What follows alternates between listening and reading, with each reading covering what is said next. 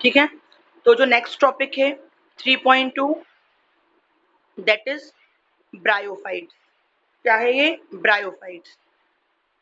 तो bryophytes include the various mosses and liverworts that are found commonly growing in moist shaded areas in the hills। तो bryophytes क्या है? बहुत सारे mosses और लिवरवर्ट्स, ये अलग अलग टाइप की क्या होती है, जैसे कि अपनी मॉस क्या हो जाएगी कि जो एल्गी टाइप का कुछ स्ट्रक्चर होता है एक्चुअल में इसका, बट थोड़े से और क्या होंगे, डेवलप्ड होंगे। एल्गी बहुत लोअर क्लास वाला हो जाएगा, लेकिन एल्गी से डेवलप्ड, बट एल्गी लाइक कुछ प्लांट ऑर्गेनिज्म होते हैं मॉसेस और लिवरवर्ट्स जो होते हैं। देखो लिवरवर्ट का स्ट्रक्चर कुछ इस टाइप का होता है, थैलेमस स्ट्रक्चर, मतलब लीफ लाइक स्ट्रक्चर होते हैं। तो ब्रायोफाइट्स में किनको इंक्लूड किया गया है? लिवरवर्ट्स को, और किसको इंक्लूड किया गया है इसमें? मॉसेस को। ये जनरली आपको मिलेंगे कहाँ?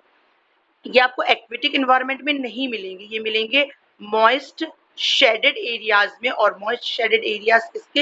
हिल्स के जो मॉइस्ट और शेडेड एरियाज हैं वहां पर मिलेंगे। अब देखो ये जो आगे लाइन दी गई इसको अंडरलाइन करिएगा। Bryophytes are also called amphibians of the plant kingdom because these plants can live in soil but are dependent on water for sexual reproduction। ये पूरा जो पैरा है, इस पूरा पैराग्राफ को क्लोज कर लो, ये बहुत इंपॉर्टेंट है। ये ब्रायोफाइट्स को क्या कहा गया? एम्फीबियंस।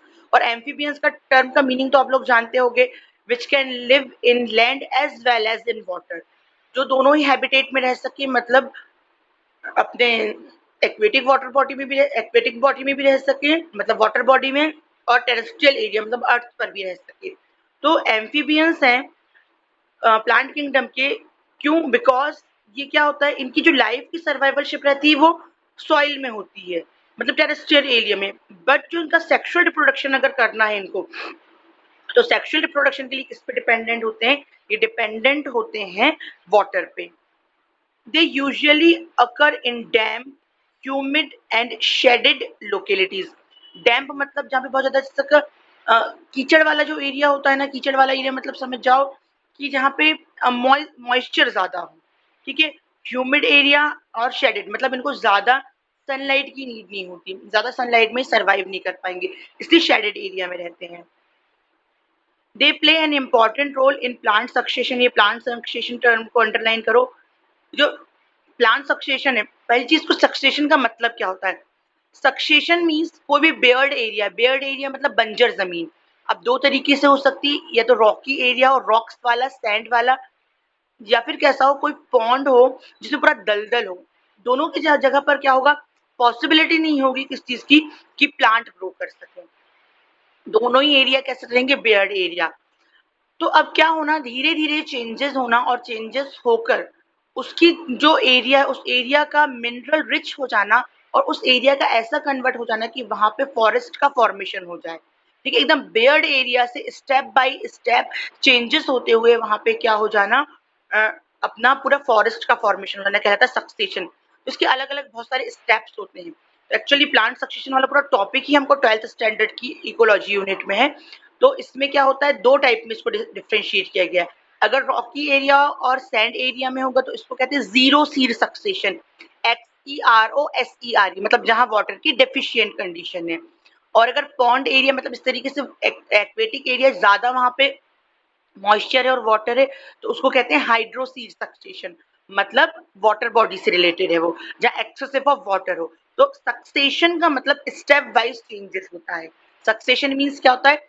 Step wise changes. और प्लांट सक्सेशन मतलब कोई भी बेयर्ड एरिया है, बंजर एरिया, वहां पे धीरे धीरे स्टेप वाइज चेंजेस होकर bunch of plant means forest जैसा एरिया क्या हो जाए, फॉर्म हो जाए। The plant body of bryophytes is more differentiated than that of algae। तो जो प्लांट बॉडी होती है ब्रायोफाइट की वो बहुत ज्यादा डिफ्रेंशिएटेड का मतलब क्या होगा? छोटे छोटे पार्ट में divided.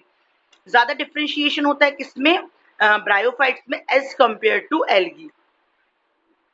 It is thallus-like and prostrate or erect and attached to the substratum by unicellular or multicellular rhizoids। तो ये rhizoids टर्म को अंडरलाइन करूं तो जो ये थैलस लाइक स्ट्रक्चर होता है इसका, वही थैलस जैसा मैंने बताई थी, ऐसा जैसा ये बना हुआ है ना आपका, ये इस तरीके से, जो जहाँ पे भी थैलस लाइक स्ट्रक्चर होगा कुछ इस तरीके से स्ट्रक्चर होता है इसमें। मतलब एक्चुअल में जो ट्री का स्टेम होता है वो वैसा स्ट्रक्चर नहीं होगा, जैसा लीफी स्ट्रक्चर, ठीक है, कुछ ऐसा मतलब छोटी मोटी ब्रांचेस जैसा स्ट्रक्चर रहेगा, जिसके ऊपर सारे के सारे प्लांट के ऑर्गेनल्स क्या होंगे वो बियर करेगा। तो इसको कौन सा स्ट्रक्चर बोलेंगे हम, इसका थैलस स्ट्रक्चर। प्रोस्टेट और इरेक्ट मतलब बिल्कुल स्ट्रेट सीधा खड़ा हुआ होता है। और सबस्ट्रेटम, सबस्ट्रेटम मतलब क्या होता है, बेस, किसी भी बेस। अब वो सबस्ट्रेटम कोई प्लांट का स्टेम हो सकता है, मतलब किसी प्लांट के स्टेम के ऊपर, किसी रॉक के ऊपर, किसी वॉल पे, किसी भी बेस। सबस्ट्रेटम मतलब कोई भी बेस अपने बेस से अटैच होता है, किसके थ्रू, यूनिसेल्यूलर, यूनिसेल्यूलर मतलब सिंगल सेल, और मल्टीसेल्यूलर, मल्टीसेल्यूलर मतलब more than one cell. Rhizoids, rhizoids होते हैं, इसमें थोड़े छोटे छोटे रूट्स लाइक आउटग्रोथ होती हैं। रूट्स लाइक आउटग्रोथ मतलब फिलामेंट्स निकले हुए होते हैं, और उन फिलामेंट्स के थ्रू ये क्या होते हैं, उस सबस्ट्रेटम के अंदर धंस जाते हैं, और वहां पे अपना क्या करते हैं, अटैचमेंट बना लेते हैं। देखो, they lack true roots, stem और लीव्स। मतलब इसमें जो एक्चुअल प्लांट में, हमारे जो एक्चुअल प्लांट होते हैं उनमें जो रूट होती है, जो स्टेम होता है, लीफ होती है, इसमें वो क्या रहते हैं, एब्सेंट रहते हैं।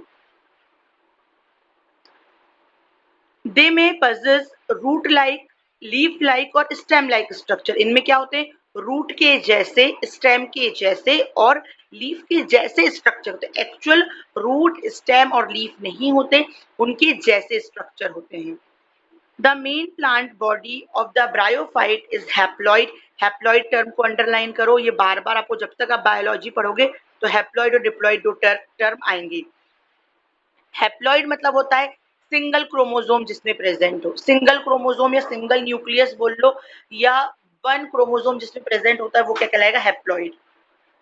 और जब वही चीज मल्टीपल होकर उसके टू में कन्वर्ट हो, मतलब टू क्रोमोसोम प्रेजेंट हो या टू न्यूक्लियस प्रेजेंट हो, तो फिर वो क्या कहलाएगा हमारा, वो कहलाएगा डिप्लॉइड। हैप्लॉइड डिप्लॉइड टर्म आपको बार बार आएगा। It produce gametes, hence it is called gametophyte. ये क्या करते हैं, गैमिट प्रोड्यूस करते हैं। गैमिट का मतलब क्या होता है, सेक्सुअल सेल्स, रिप्रोडक्टिव सेल्स। वो सेल्स जो रिप्रोडक्शन, सेक्सुअल रिप्रोडक्शन में हेल्प करती हैं वो क्या कहलाती हैं, गैमिट्स। मेल की बॉडी से बनेगा तो मेल गैमिट, फीमेल की बॉडी से बनेगा तो फीमेल गैमिट। ठीक है, तो क्या चीज प्रोड्यूस करते हैं, ये गैमिट प्रोड्यूस करते हैं, और गैमिट के प्रोडक्शन करने की वजह से इनको क्या नाम दिया गया है, gametophyte. The female sex organ called archegonium, archegonium को अंडरलाइन करो, is flask shaped and produces a single egg. अब इसमें जो फीमेल रिप्रोडक्टिव पार्ट होता है वो कहलाता है आर्किगोनियम। क्या कहलाता है, आर्किगोनियम, जिसका शेप कैसा होता है, फ्लास्क के जैसा शेप होता है। और ये क्या करता है, ये एक सिंगल, सिर्फ वन सेल को, सॉरी, एग को क्या करता है, प्रोड्यूस करता है। The antherozoids are released into the water where they come in contact with archegonium. तो एंथेरोजॉइड्स क्या होंगे, इसके एंथेरोजॉइड्स होंगे मेल रिप्रोडक्टिव सेल होगी, इसकी क्या होगी, मेल रिप्रोडक्टिव सेल होगी। तो जो एंथेरोजॉइड रहेगा, जो मेल बॉडी के थ्रू रिलीज होगा, वो कहाँ रिलीज होगा, वाटर में। और वहीं पर वो आर्किगोनियम, आर्किगोनियम मतलब जो फीमेल पार्ट है उसके कांटेक्ट में आएगा। An antherozoid fuses with the egg to produce the zygote. जो एंथेरोजॉइड है, जो मतलब जो मेल सेल है, वो फीमेल सेल एग से फ्यूज होगा, और फ्यूज करके वो किसका फॉर्मेशन करेगा, जाइगोट का। हमेशा ये याद रखना कि मेल गैमेट और फीमेल गैमेट फ्यूज होता है आपस में, और एक्चुअल में उनके न्यूक्लियस आपस में फ्यूज होते हैं। और इनका जो फ्यूजन होता है, इस फ्यूजन के रिजल्टेंट, सॉरी, इस ये जो फ्यूजन की प्रोसेस है क्या कहलाती है, फर्टिलाइजेशन। और उसके रिजल्टेंट जो सेल या जो स्ट्रक्चर फॉर्म होता है वो कहलाता है जाइगोट। और फिर ये जाइगोट में cell division, continuous cell division होता है, और कंटिन्यूस सेल डिवीजन के बाद ये जाइगोट कन्वर्ट होता है एम्ब्रियो में। ठीक है, फिर इसके बाद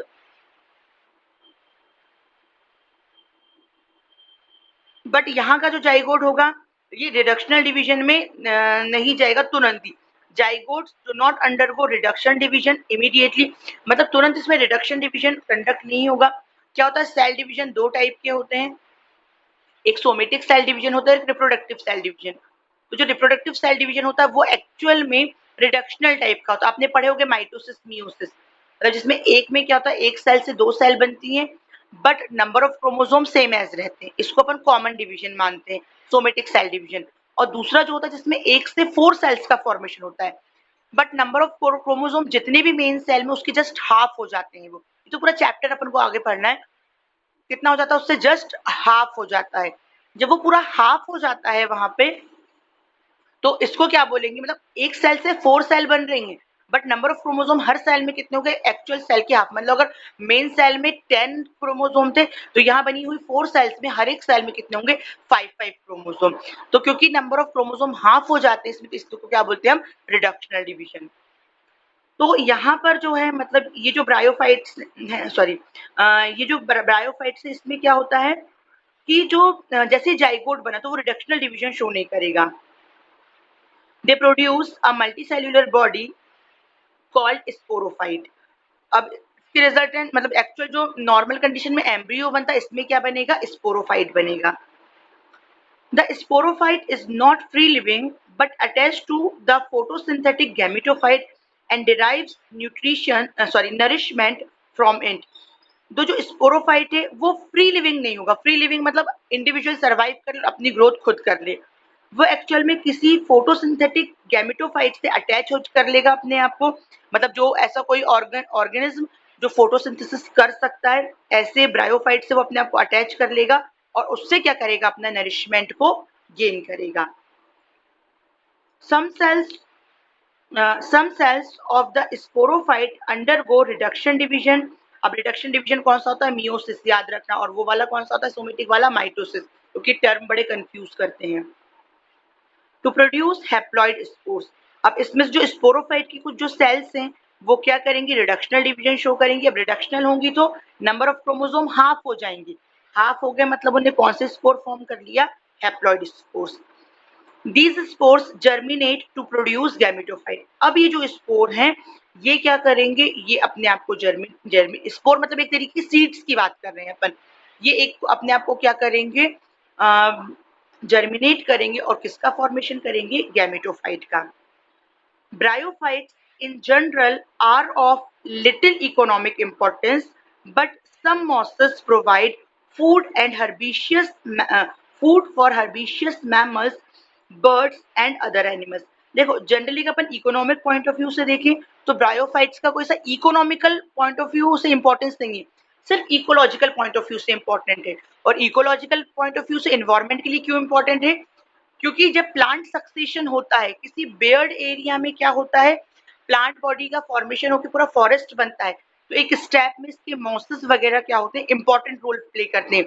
अगर वो मॉसेस नहीं होंगे तो सॉइल जो होगी, सॉइल में जो न्यूट्रिएंट्स उनसे एनरिच नहीं हो पाएगी सॉइल और नेक्स्ट स्टेप के लिए वो तैयार नहीं हो पाएगी, इसलिए एनवायरमेंटल पॉइंट ऑफ व्यू से बहुत इंपॉर्टेंट है। But economic point of view का ज्यादा ऐसा कुछ नहीं है, सिर्फ ये क्या होती है, घास वगैरह जैसे कुछ स्ट्रक्चर बना लेती है, एक्चुअल भी घास नहीं रहेगी वो।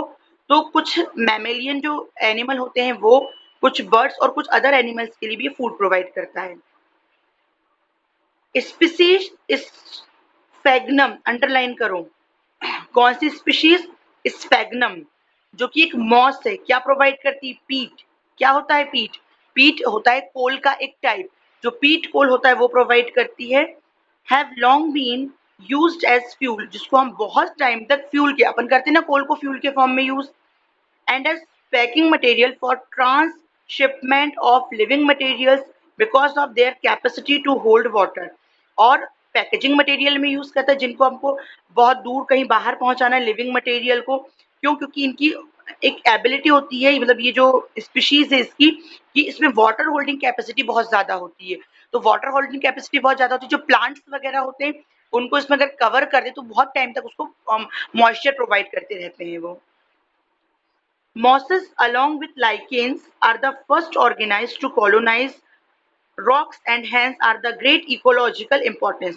तो mosses lichens के जैसे ही क्या करते हैं, रॉक्स पर अपने आप को कॉलोनाइज कर लेते हैं, मतलब रॉक्स के ऊपर अपनी कॉलोनी का फॉर्मेशन करते हैं। अब क्या होता है, लाइकेन और ये मॉसेस दोनों ही क्या करते हैं, एसिड सीक्रेट करते हैं, मतलब एसिड प्रोड्यूसिंग होते हैं। तो जब अपने में से एसिड प्रोड्यूस करते हैं उसकी वजह से बड़ी बड़ी रॉक्स क्या होती है, अपने आप ही ब्रेक हो जाती हैं। ठीक है, फिर इसलिए इनका क्या है, इकोलॉजिकल इंपॉर्टेंस है।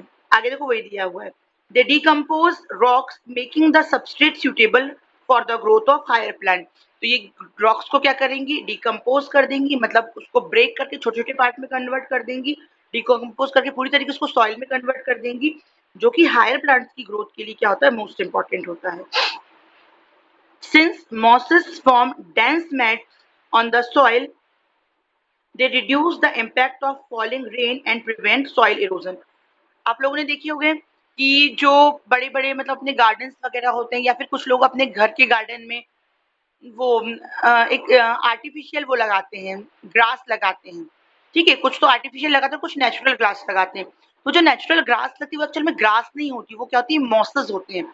ये मॉसेस क्या करते हैं, जब उन मॉसेस को अपन सॉइल के ऊपर पूरा अरेंज कर दो, उनको उगा लो वहां पे सॉइल के ऊपर, तो जो हैवी रेनफॉल होता है ना, हैवी रेनफॉल के वाटर को वो डायरेक्ट सॉइल के अंदर जाने नहीं देते, उसको बहुत थोड़े थोड़े थोड़े अमाउंट में अंदर जाने देते हैं। तो क्या जब हैवी रेनफॉल होता है तो क्या होता है, सॉइल की अपर फर्टाइल जो लेयर होती है वो बह जाती है। ठीक है, वो वहां से हट जाती है।